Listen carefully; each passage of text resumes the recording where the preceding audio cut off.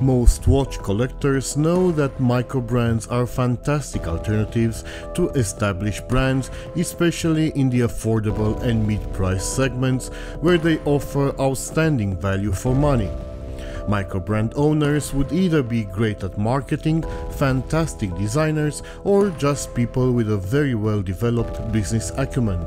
Some are just one of those things. The great ones are all-in-one, while some are just great at stealing other people's work. And when I say other people's work, I'm not even referring to shamelessly plastering a few Scrabble letters on the dial of a copy of a Rolex or an Omega. I'm talking about stealing dreams from a man that has poured his passion into a project of love. At this point in our story, I want you to meet Abhishek.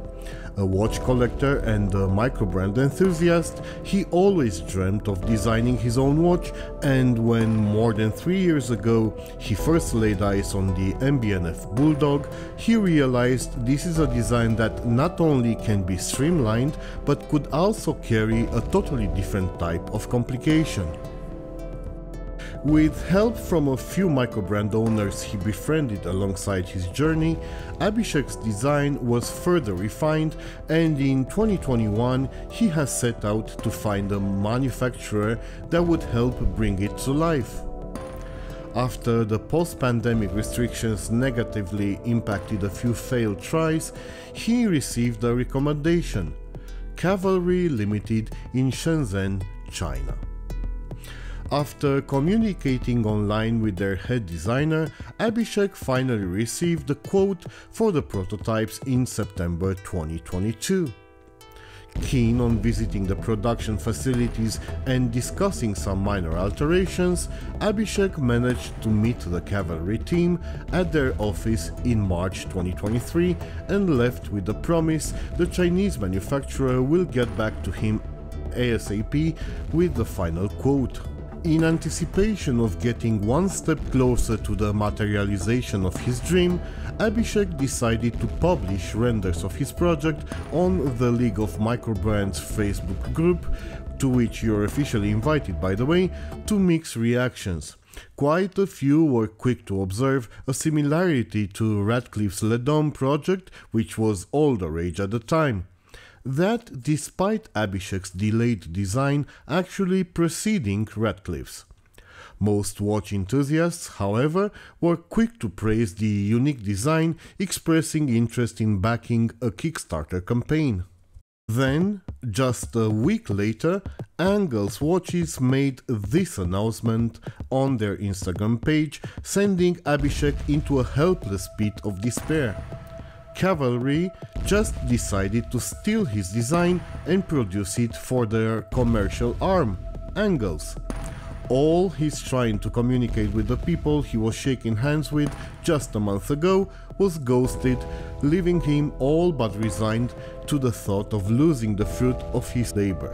But what if this is all a big unfortunate coincidence? After all, doesn't Abhishek's design look similar to Radcliffe's Ledom? Can it all be a case of lightning striking thrice? Let's recap. 2020. Abhishek executes first drawings. 2021. With the help of friends, he refines it to the final form and starts looking for a manufacturer. September 2022. Quote received from Cavalry. March 2023. Visit to Shenzhen. May 2023, Abhishek posts his renders on Facebook and Angles announced a new watch on Instagram. A 5-year-old would be able to put things together. And that's before even talking about the precedent. The earliest photo of the Grupo Gamma's Nexus that I have been able to find dates back to April 2019. This was a completely new interpretation of the Wandering Hour complication inspired by Panerai-produced depth gauges in the 50s, a 100% original design. Guess who was busy trying to fund this watch on Kickstarter exactly 1 year later to the date? Yeah, our friends at Angles. So they did it before and most likely will do it again. Has Grupo Gamma's Naoki tried getting his watch made by Cavalry Limited? Have the Chinese just bought one and reverse engineered it? It does not matter. What matters is we have Abhishek Mehra's concept and, to a great degree, design being copied by a company that did the same thing 3 years ago, a manufacturer that decided it's fair play to use a client's intellectual property without fear of repercussion, moral or legal. But surely, this can only be an exception, a nefarious rogue player whose actions are not representative of other manufacturers. Right?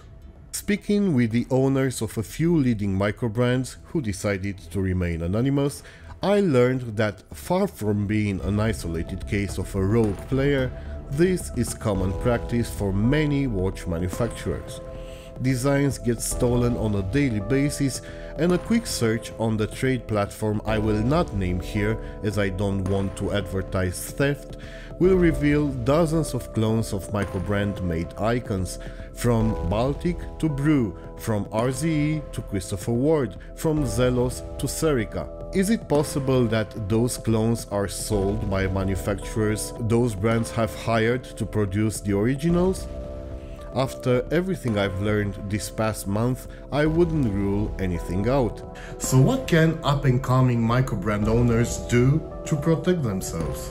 As former Longines and Festina product design manager Francis Jacquerie puts it, build your watch like the Pentagon was built. No contractor knew what the others were doing. Talk to the movement, case, dial and hand suppliers separately and only cross-share the information that is required. By the way, Francis is sharing much appreciated knowledge on his webpage and I have included a link to it in this video's description. But what can we, watch buyers, do to protect the creativity we enjoy and take for granted? Simple, really. Stop stealing. Don't kid yourself. When buying that Serica knockoff, you're not thinking outside the box. You're an accessory to theft. You're just as guilty as those shady operators. And you don't even have the convenient excuse, oh, this homage is 5% the cost of that original. You have no excuse.